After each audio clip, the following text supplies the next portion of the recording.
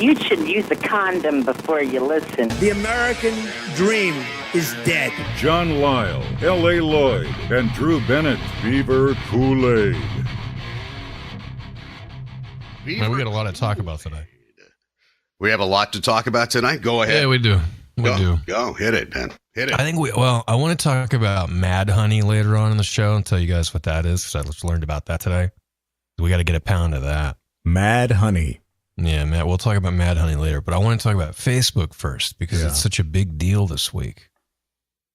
John, are you on Facebook? As little as I can be. Well, the big deal with Facebook this week is that, and the last couple of weeks, is that they've been getting a lot of backlash off of this Cambridge Analytica deal, where that company harvested the information from tons upon tons of Facebook users and then used it, for political gain, perhaps in the Trump campaign, maybe in the Ted Cruz campaign here in Texas and several other campaigns across the country. And so, I think, the idea that people are harvesting your data and selling it is nothing new, right? I mean, that's happened. It's called market research, right? Right. But the problem here is that in the case of Cambridge Analytica, they put a quiz out onto Facebook called "What Movie Star Am I?" Yeah. And then if you took the "What Movie Star Am I?" quiz, you agree to terms and conditions, much like any of the apps on Facebook. Well, I'm going to say okay, and that's going to upload my information, and then I get to find out what fucking color I like or what. And but in this case, if Lloyd takes the quiz, he uploads all of his information plus all of my information. Oh, because I'm a friend of his. Right. And then that data is used. Do that, man. Why did you do that, Lloyd?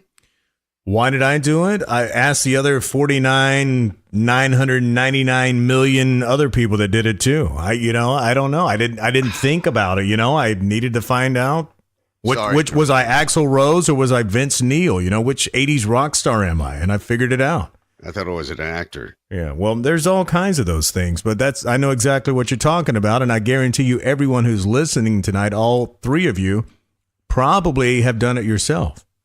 Yeah, I've done it. And, I don't have a problem with, uploading my information if I decide that I'm the guy that's going to upload my information. If I want to tell you what my name is and my phone number and all of that, then that's on my own volition. That's my own choice. But my problem is that when you make the decision and then my information is shared because it's by default, because I'm on your friends list, that's a problem. That's Swiss cheese, man. That's shitty. That's government cheese.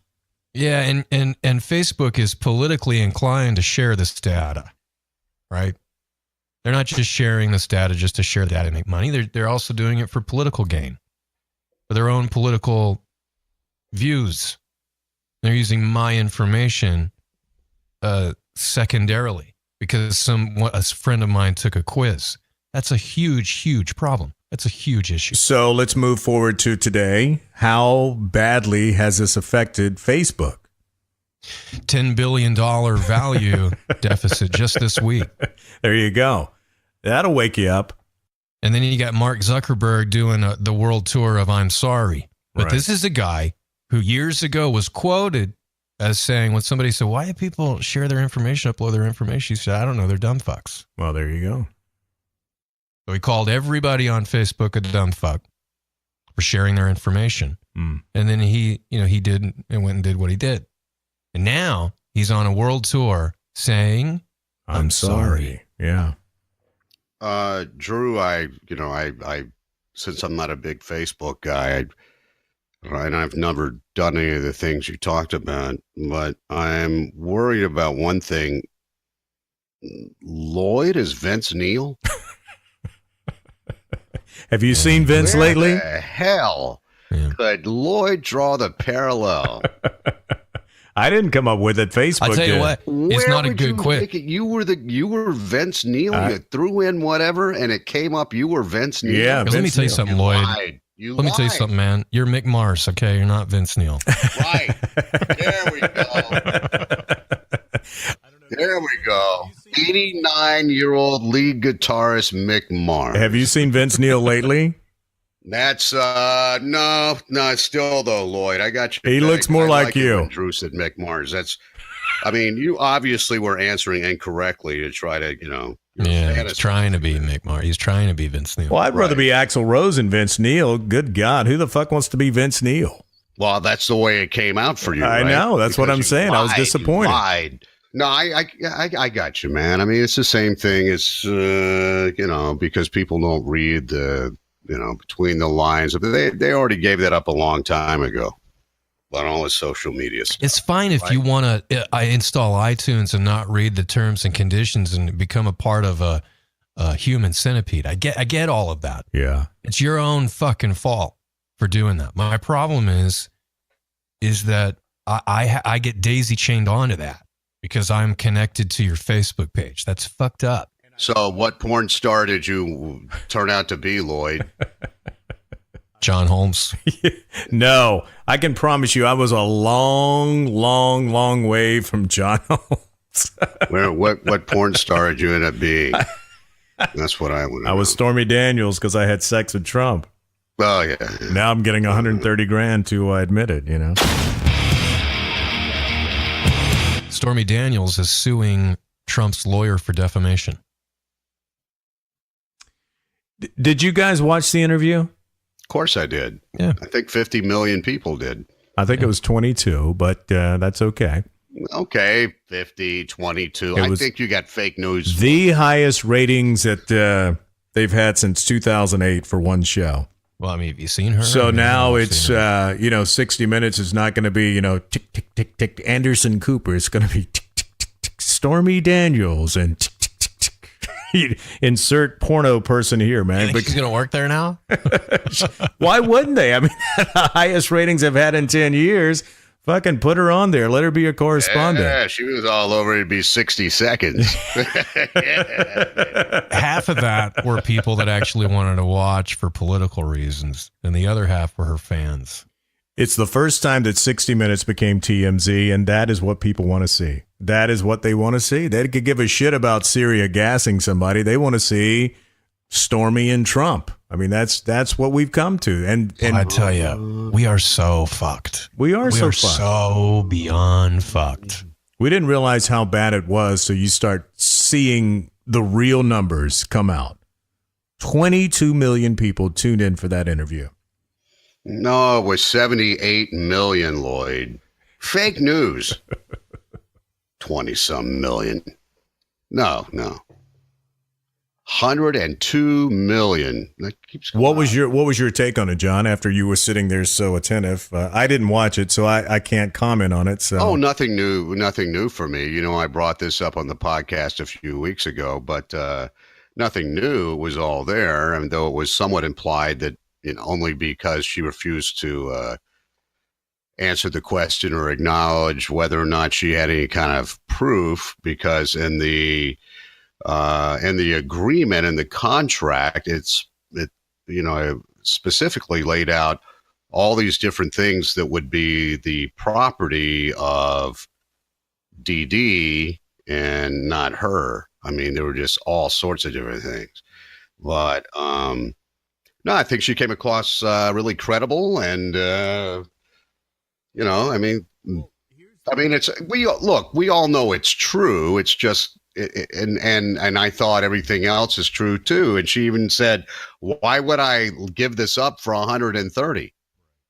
And the thing about it is, you can't call it fake news if she's the one saying it. It's an interview, but it's not like Anderson Cooper was on there quoting her. I mean, it was coming from her mouth, her mind. So you can't call it fake news, whether it was a lie or not. If it's coming from her mouth, it's just basically CNN putting an interview out there. So Trump can't even call it fake news because it's not. No one's reporting this. Why did you see this? You didn't even, just record it and then grab your little player and go up to your treehouse and turn on your flashlight. I don't give a shit, and it's not going to change anything. I mean, no matter what is out there about Trump, his fucking minions don't give a shit. It doesn't matter anymore. This guy is the Teflon Don. I mean, he can do and say no wrong to his followers. So I'm like, who gives a shit? It probably is true. She said it was consensual from what I heard. She said they didn't have a condom involved. It was just basically, hey, let's have at it. And there it is. You know, we were two consenting adults that decided to have sex. So there you go. Who cares? That's my point. But I guess 22 million people do. Well, she's suing Michael Cohen now, who has denied her claims, right? But admitted to making a $130,000 payment. Right. Right. And so she filed on Monday and basically said that his denial is a defamatory statement. Mm. And what does she hope to get from that? More money? Well, she's just saying it was reasonably understood that he meant to convey that she was a liar. Yeah. Which, you know, I mean, to me, her story sounded true and credible. I mean, what did you guys think? You think she's making... all these things are true and credible, Lloyd. The thing is that it's always the same deal now. Keep your eye on the sparrow. This is just junk.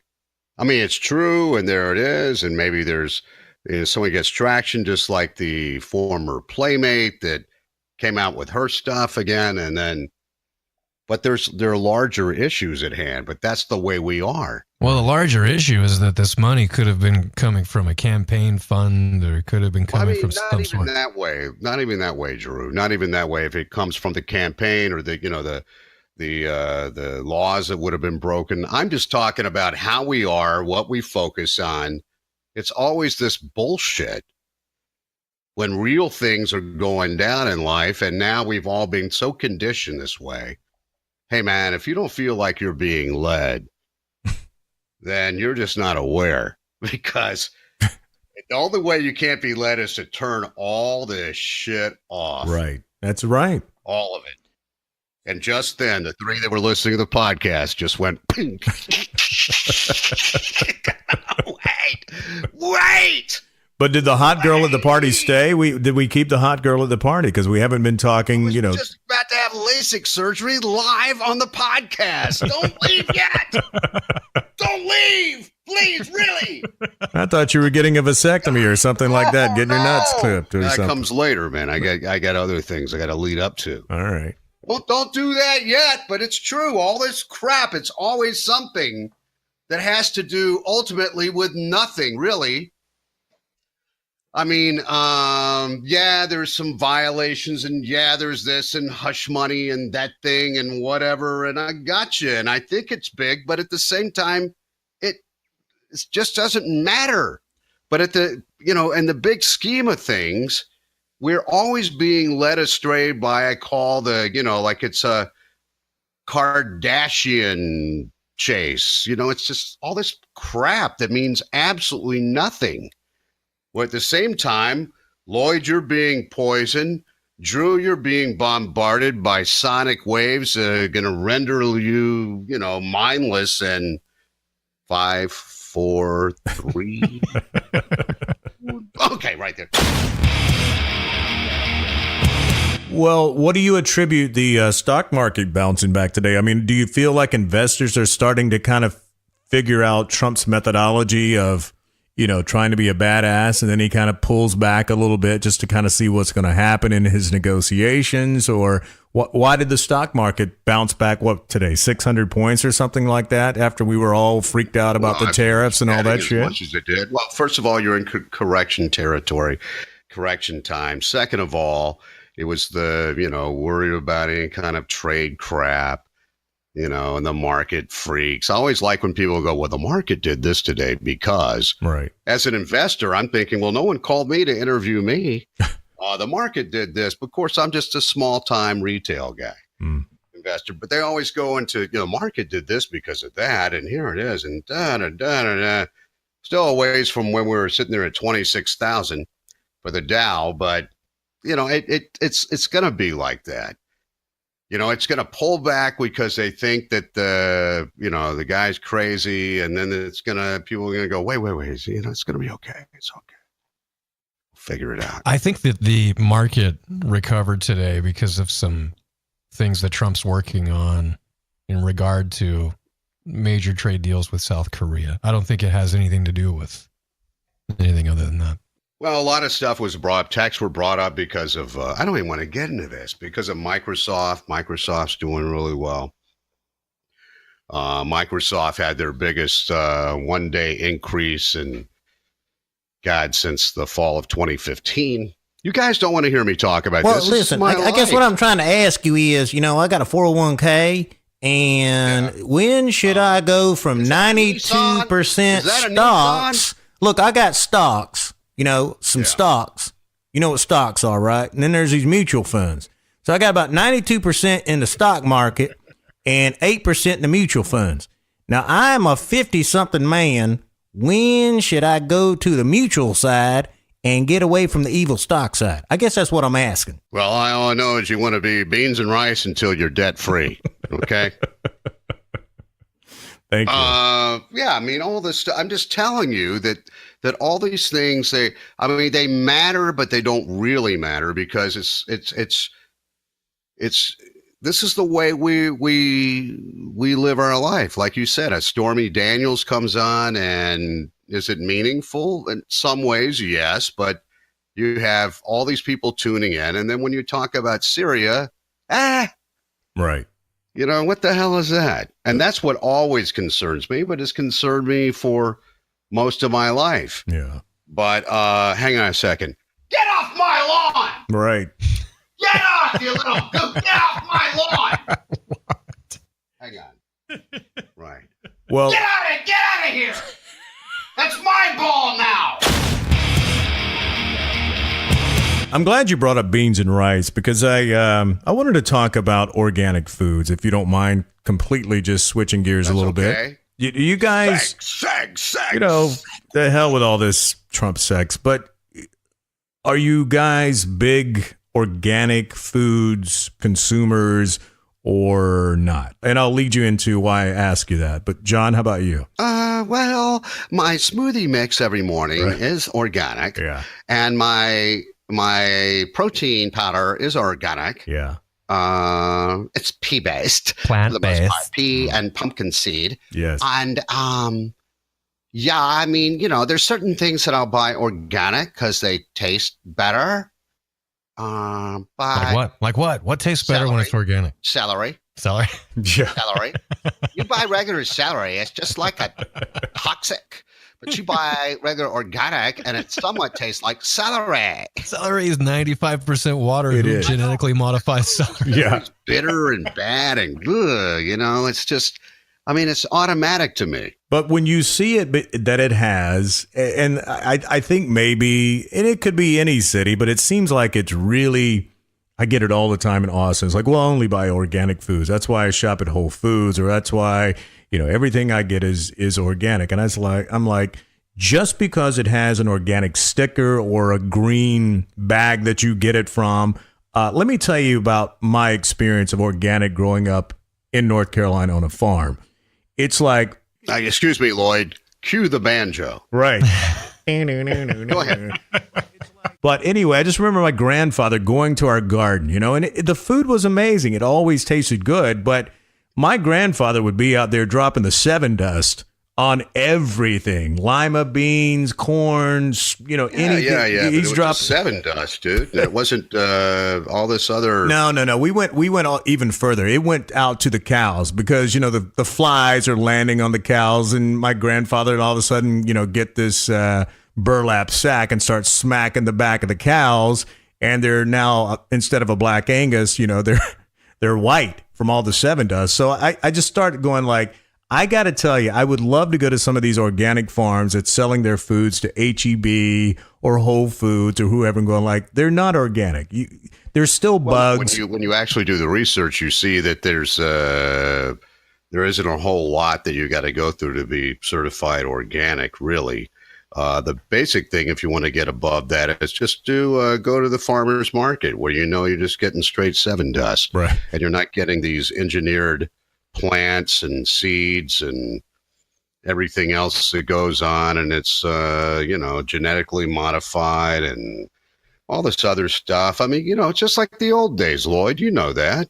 You know that a good tomato is not a pretty tomato. No, not at all. And I did want to add, by the way, just a quick amendment to the show. Those of you who are listening to this podcast because you're from the Rock Countdown, Seven Dust is not a band. We're referring to something different right now. Okay, today I learned that Seven Dust wasn't just the name of a band.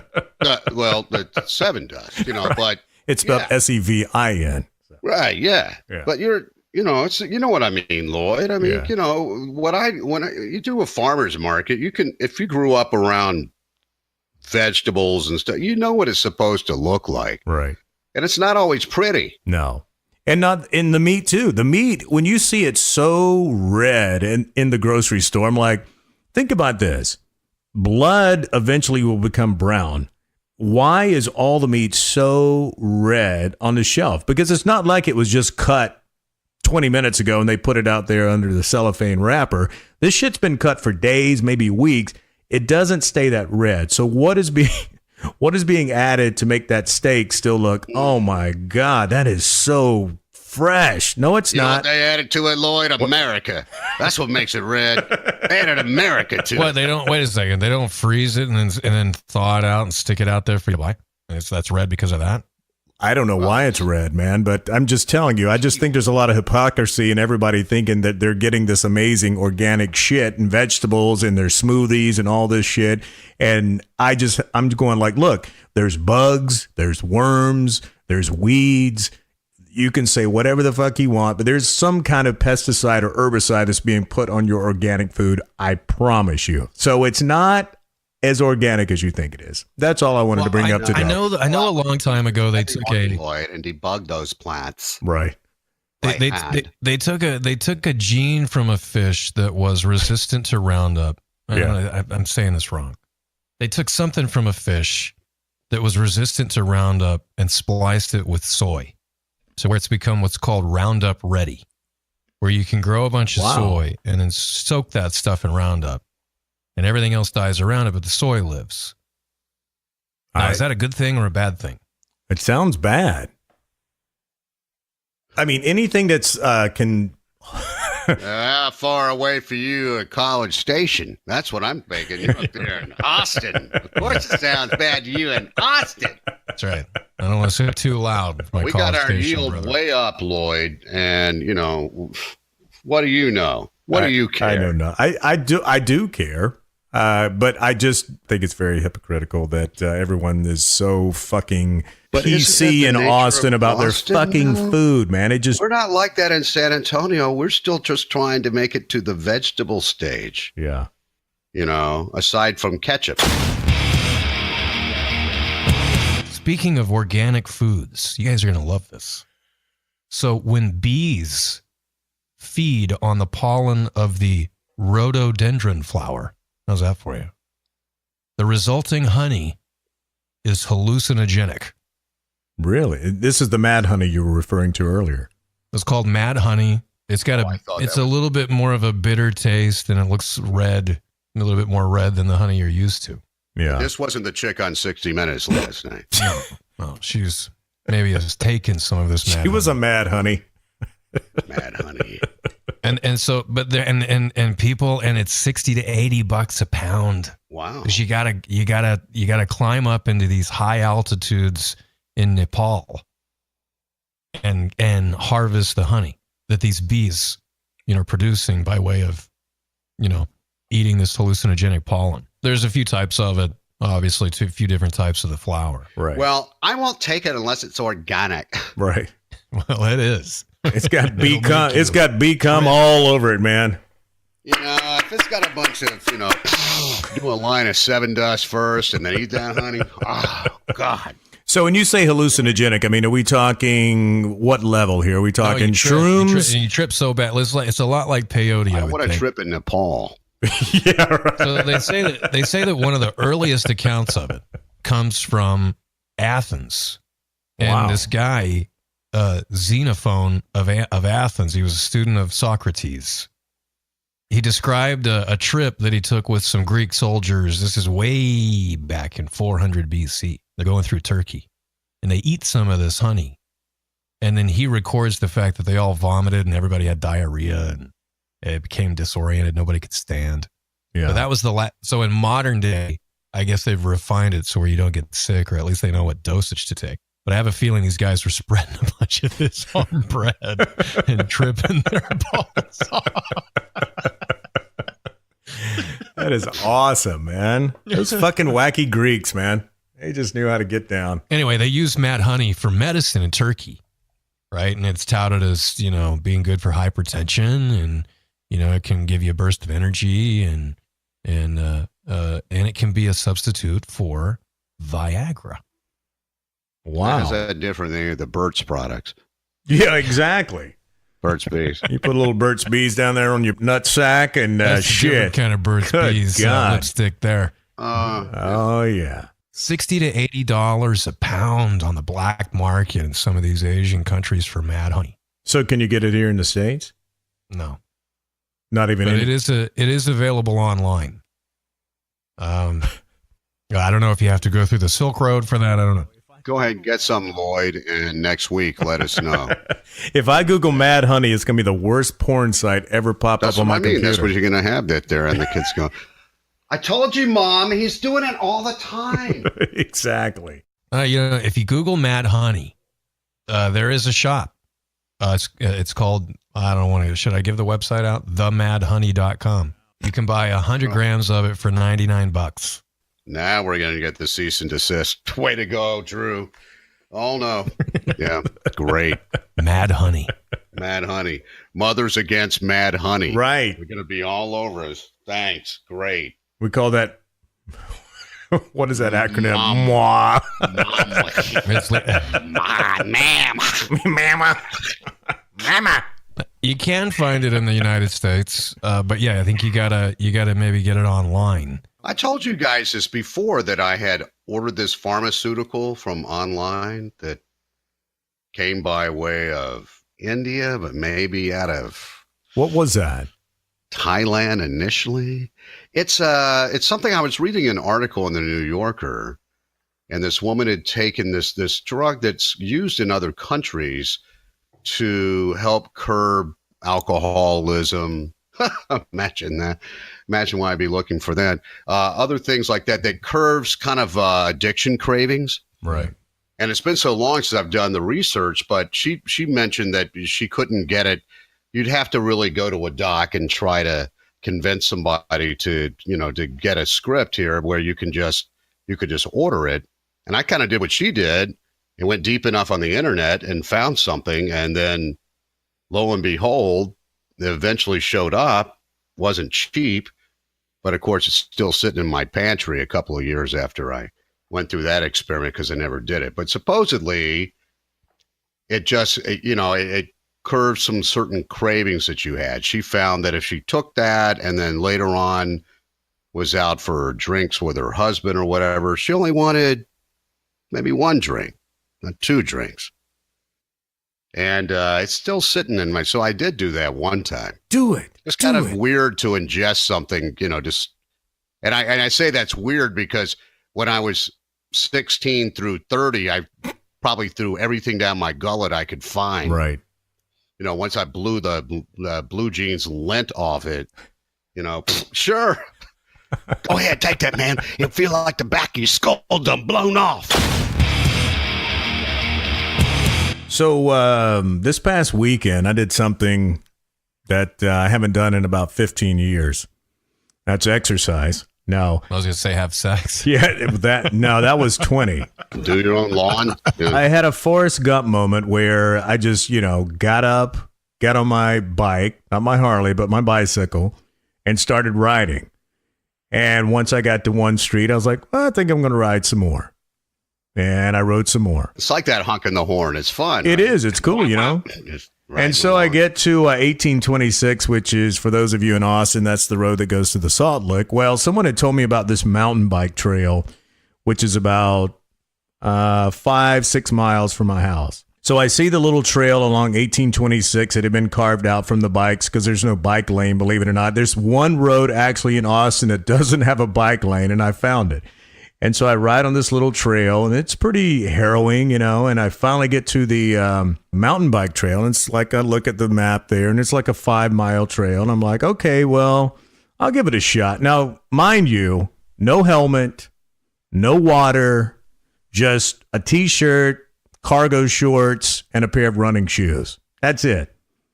Now, when I get there, you got to know Austin has got, Drew can back me up on this, spandex, perfect bike shorts, helmets, rock jumping mountain bikes, all this shit. Oh God! And I see him there, and they're looking at me. He's like, "Okay, what's this guy gonna do? Because he's in our territory. Is he gonna take this trail or not?" So I said, "Fuck it, I'm gonna do it." So I get on this mountain bike trail, and about 2 miles into it, it's getting pretty scary a couple places, especially since I don't have a helmet on. But I said, fuck it, I'm going to keep going. And as I get about 2 or 3 miles into it, you can actually hike on this as well. There was this older couple in there, and they were kind of being nice that walked off to the side of the trail there. But they were just like, I could hear them say, kind of under their breath, wow, he's a brave man. And so, but it was very exhilarating because I wasn't part of that fucking Lance Armstrong yellow jersey motherfuckers. I was like, here I am, 56-year-old dude with a burlap sack on my chest. Fuck all you motherfuckers who've moved to our city in the last 20 years. This one is for us who've been here for a while. It was so exhilarating. Old couple saying, brave guy. And Lloyd under his breath riding by going, pussies. I'm just surprised that you could do all that on a 3-wheeler. Yeah, but you know what? I was going to ask you if you saw the entire United States Postal Service team out there riding around their fucking spandex. Well, oh yeah, I got the look, man. There was definitely people like, you motherfucker. And it happens all the time here. You got these guys. They get up and they put on their spandex. And everybody's got a costume, right? And they ride around like they're riding professionally. It pisses me off. It's like, you know what? Put your fucking cargo pants on and your shirt like Lloyd does and get out and get some exercise. It doesn't have to be, it's like me going out and playing flag football and deciding to put on an entire Dallas Cowboys uniform and play with my kid. Well, I did have on a Spurs baseball cap too, and so I didn't have it turned around backwards. I should have done that to at least, bring a little redneck out, but I did have it turned, to the front. But yeah. You were a Metallica t-shirt away from being a San Antonian. Did you pop a wheelie, Lloyd? Did they not like your sissy bar on your back? Yeah, just pissed on off. Your lemon peeler? San Antonio is the black concert t-shirt capital of the world. There's nothing wrong with that. That's why Lyle was king there for 27 years. You know how to talk to his peeps. Peeps, baby. Selling them Kratom. That's what we're talking Kratom. about. That's Kratom. Right. There you go. There it is. That's it. Yeah, Kratom. We got to get some Kratom, some Mad Honey, and whip some of that up. That's what I mean. I'm past those years of somebody said, just do this. Okay.